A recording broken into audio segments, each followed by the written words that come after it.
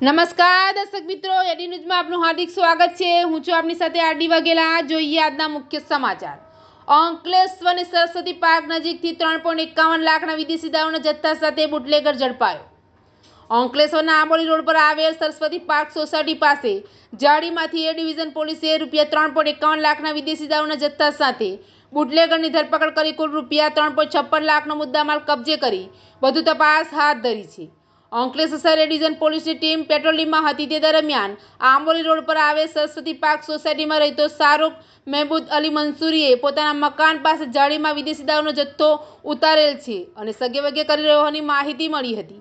જે માહિતીના આધારે પોલીસે રેડ કરતા સ્થળ પરથી વિદેશી દારૂનો મોટો જથ્થો મળી આવ્યો હતો। પોલીસે સ્થળ પરથી બુટલેગર શાહરૂખ મહેમૂદ અલી મંસૂરીની ધરપકડ કરી હતી અને ₹3,51,000ની કિંમતનો વિદેશી દારૂ અને એક મોબાઈલ મળી કુલ ₹3,56,000નો મુદ્દામાલ કબજે કરી વધુ તપાસ હાથ ધરી છે।